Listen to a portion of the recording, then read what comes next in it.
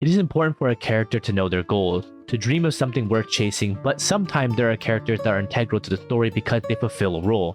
To fulfill a role, to move the story along, or to allow the main character to grow and learn from those experiences.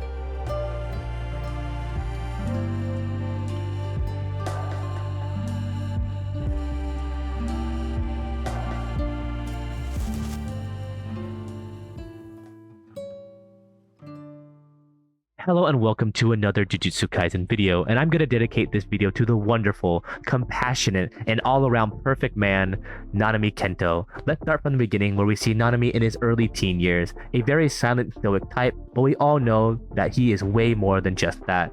There isn't much information about his early years, but during the hidden inventory arc, we can see him grieving over losing a friend. Here we get the question on why Gojo doesn't handle everything since he's strong enough to handle it on his own, to eliminate the risk factor of other people dying. Which is a good point because these people are risking their lives each and every day and tomorrow is never promised. What I think Nanami underwent was a bunch of grief, but also understanding that the higher-ups are stupid and they don't care about the sorcerers or their safety that they command. So that's why he quit. And similar to all his friends during this time, they had to mature and grow up fast, taking away their youth because the cruelty of the world ripped away the happiness from right underneath them. So Nanami quits and goes off to work a 9 to 5, where he's getting paid to not risk his life each and every day. Yet work becomes more and more dulling as time goes by.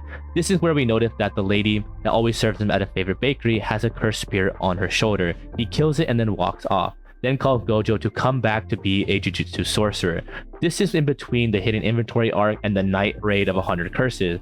Since then we don't see Nanami until the Jujutsu Kaisen movie 0. We visually see him doing the 4 black flashes in a row, yet what's really important is Nanami's actions here. Yes, it is very cool to see Nanami do black flashes and just Nanami being Nanami, but this scene has more weight to it. Nanami sees his students who are forced into this bloodbath see other students just die, understanding from his perspective that at this moment that youthful spark of the future is dying out from each and every one of them. They see the cruelty of the world that they are currently in. This is where Nanami steps in to protect his children, stating, "I'll take care of it," showing that he understands his role to protect them.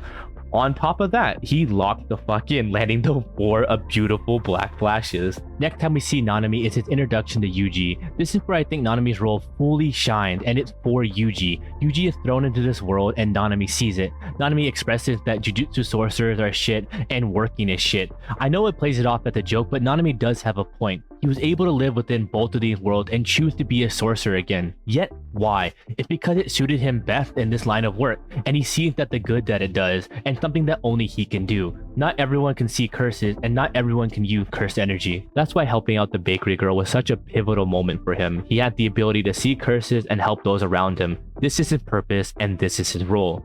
Even though he may not agree with everything, he still does it for others. Nanami is a selfless person that only keeps giving, even though he comes off as very cold. Nanami takes Yuji to the theater where the high school students were killed, teaching Yuji how to see cursed residuals after cursed techniques have been used, slowly building and teaching Yuji little by little. Then they get to the roof and they run into 2 transfigured humans. Both of them take one on. Nanami tells Yuji to call him if he needs help or if he doesn't think he can handle it. Yuji thinks this is Nanami underestimating him, but this is the role Nanami has given himself. He is an adult and Yuji is a child. He sees his duty to prioritize Yuji's life over his own. One thing I love about Nanami is that he knows everything about Yuji up to this point, but doesn't see him as Sukuna's vessel. He sees him as a child that was thrown into this world, and he'll do his best to nurture him. Not to mention that he's not really seeing Yuji as a vessel, but more of a sorcerer that needs to prove himself. Nanami's definition of what an adult is kind of funny the first time I read it, but to think about it a little bit more, there has a lot more meaning to it. Yuji has been in life-threatening situation a few times, but that alone doesn't make you an adult. It's the constant experiences of despair that make you an adult. I know he said it's like getting old and seeing your favorite bread be discontinued, but there's so much more that Nanami had to have undergone to be the man that he is. Yuji and Nanami fight their opponent, and Nanami realizes that they are human. Yuji takes a human life very seriously, and Shoko tries to tell him that the transfigured humans were already dead. Nanami sees how much Yuji is struggling with the death of those transfigured humans, and does what an adult does best: help Yuji keep pushing forward. stating that the enemy is smart and they need to go all out. Nanami makes a plan for Yuji to make contact with Junpei while he looks for the cursed spirit's hideaway. We know that Nanami knows exactly where to go and he's being lured in. He wants to go in alone to minimize the risk because again, Yuji is still a child. Yuji comes back and tells Nanami to be careful, and they joke about him not calling him sensei, but I do believe this speaks volumes about Nanami. Yuji is so pure-hearted and he wants to protect him for as long as possible from the outside world, but he knows is eventually going to happen. So he's going in to be Yuji's rock, someone that he can rely on in the most difficult of times. Nanami tries to confront Mahito in the sewer. They fight for a bit and Nanami tries to get a feel for Mahito. One of the transfigured human asks Nanami for his help, and that compassionate man that he is, he wiped the tear off his face and tells Mahito that he doesn't like bringing his feelings to work. Yet Mahito can see his soul and it's trembling. Nanami keeps his cool composure, but he is a very emotional person, just like anyone in JJK. Mahito is able to touch Nanami, but luckily Nanami was able to protect his soul subconsciously. Nanami lured Mahito into a more open area and goes into overtime to try to finish the fight quickly. He uses his overtime to allow him to escape. Then we also see that he did suffer a good amount of damage during that fight. Nanami tried to tell Yuji not to go to the high school because it is dangerous, but knowing Yuji, he knows that his words will not change his mind. So Nanami leaves right away and tells Ino to handle the rest of the transfigured humans. Nanami's next confrontation with Mahito is at the high school and comes in to help Yuji jump the living shit out of Mahito. And I remember this is where the term Jump Kaizen got very popular online. Nanami and Yuji start pushing Mahito to his absolute limit, forcing him to evolve and use domain expansion, forcing Nanami to be alone within the domain. Nanami is very realistic and sees that he has been beaten. Mahito is guaranteed a direct hit on his soul. Nanami accepts his death, but our MC has other plans, breaking into the domain, forcing Mahito to touch Sukuna's soul. And I think at this point, this solidifies the relationship between Nanami and Yuji. They fought for each other, not type of like an adult and child interaction, but Yuji had proved that he is strong enough to hold his own and is willing to do whatever he can to protect his friend and fellow sorcerers. The next time we see Nanami in action is during the Shabuya Incident. This I understand is the saddest part of Nanami's character, but we have to look at everything and understand the character that he is and everything that he does for his students. First of all, we have Nanami hearing the news about Gojo being sealed, and being the realist that he is, he understands how doomed they all are, that without Gojo, the safety of everyone has been compromised, and even that doesn't stop him from going in to protect his students. Nanami is trapped in Dagon's domain, fighting with all the others, but he doesn't have a domain, so he puts all his trust into Megami, protecting him from attacks and making sure that his safety comes first. When Megami was able to open up a little bit of an opening in the domain, he let the others go first before him. Yet Toji did interrupt this, but we see that Megami's focus was to allow the younger sorcerer to go out first. We can see that the head of the Zenin clan was more than happy to get his way out, but we'll talk about that another time.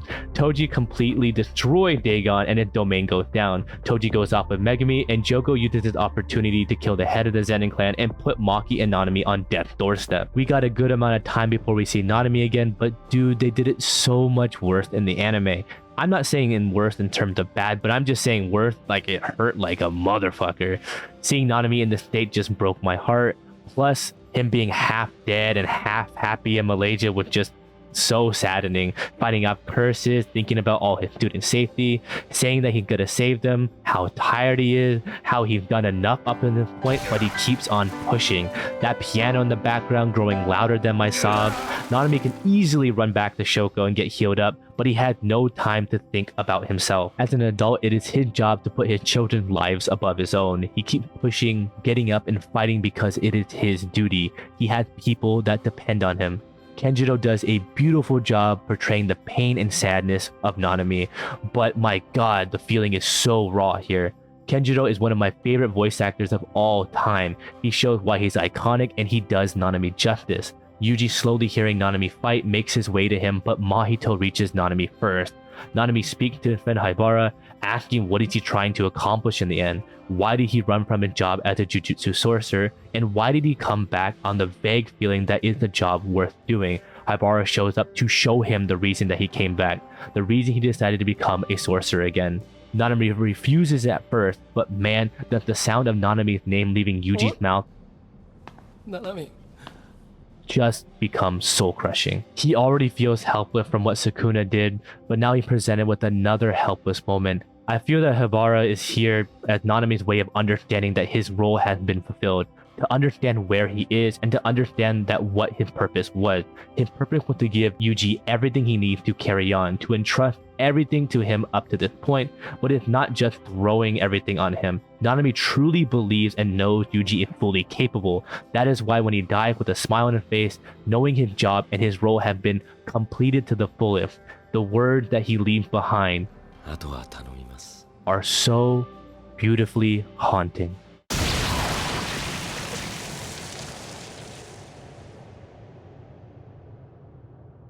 Yuji fights Mahito with full determination, and isn't until Nobara gets put down that he loses what Nanami had entrusted and believed in him. Yuji gets Mahito, beat the shit out of him without any will to live. Toto comes to his rescue to remind him that they are all Jujutsu sorcerers, that as long as they are living, their friends have not been truly defeated, that attempting to find meaning in the death of the fallen can sometimes defile the memory of those we've lost. Toto again reminds Yuji what have those comrades entrusted to you, that you cannot stop moving forward. And forward onto battle headfirst they go. Toto starts the fight but gives Yuji an opening with him charging a divergent fist, apologizing to Nanami for trying to take the easy way out, to try to run away from his sins. Yet we see Nanami and Yuji flashback again, but touching on what we were trying to make sense of someone's death may defile the memories of those we've lost. Yuji remembered what Nanami had entrusted to him and his final word, and with that, the understanding gives the memory such more beauty. Nanami looks so angelic and absolutely beautiful, and again, those words aren't a curse, those words are a belief for Yuji to carry on. Then they show one of my favorite panels in all of the series, Yuji stating, "I'll be sure to take on your share of suffering too, Nanami," in the middle of landing a black flash. Man, this just means so much to me.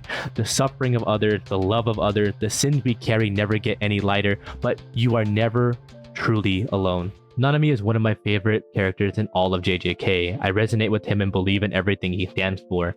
As an older person, I believe it is my responsibility to take care of the young ones, to guide them and to give them all that I can, to protect them from things that they aren't ready for, but also prepare them for it.